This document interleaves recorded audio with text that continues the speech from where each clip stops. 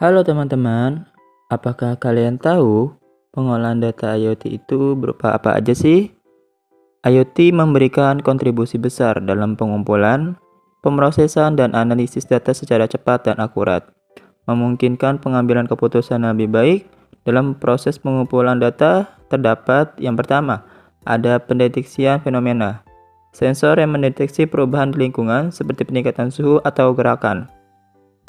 Yang selanjutnya ada konversi ke data digital. Sensor mengubah informasi fisik menjadi format digital yang dapat diolah perangkat elektronik. Yang selanjutnya, penyimpanan sementara. Data sementara disimpan di sensor sebelum dikirim ke tempat tujuan. Yang selanjutnya ada pengiriman data.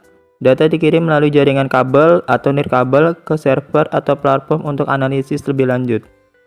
Seperti dalam studi kasus smart home, sensor pada suhu, cahaya yang gerak, dan dapat mengumpulkan data.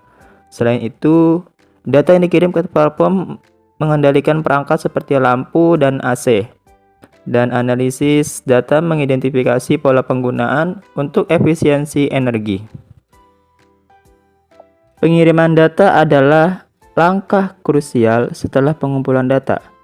Data yang dikumpulkan oleh perangkat sensor harus dikirim melalui lingkungan fisik ke platform atau server yang akan melakukan analisis dan pengolahan lebih lanjut. Proses yang terjadi dalam pengiriman data IoT diantaranya yang pertama, pengumpulan dan pemrosesan. Dalam pengumpulan dan pemrosesan ini, data yang dikumpulkan oleh sensor diubah menjadi format digital dan disimpan sementara. Yang kedua, ada koneksi jaringan. Data perlu dikirimkan melalui baik itu jaringan nirkabel atau jaringan kabel yang seperti Wi-Fi, 5G atau 4G, atau jaringan seluler. Yang ketiga, protokol pengiriman. Data yang diatur dan dienkripsi menggunakan protokol komunikasi yang aman seperti MQTT dan HTTP. Dalam metode pengiriman data perangkat, mengirim ke data topik tertentu dan penerima yang berlangganan ke topik tersebut untuk menerima datanya. Selain itu, perangkat yang dikirimkan menerima respon dari server. Teknik dalam pengolahan data IoT ada beberapa di antaranya. Yang pertama, kita harus menganalisis deskriptif terlebih dahulu.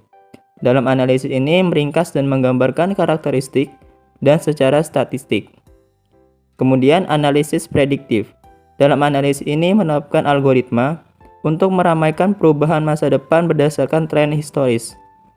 Kemudian machine learning. Menggunakan algoritma pembelajaran mesin untuk mengidentifikasi pola kompleks dan tren yang tidak terlihat. Jadi teman-teman sudah tahu bukan apa yang dimaksud dengan pengolahan data IoT? Sekian, terima kasih.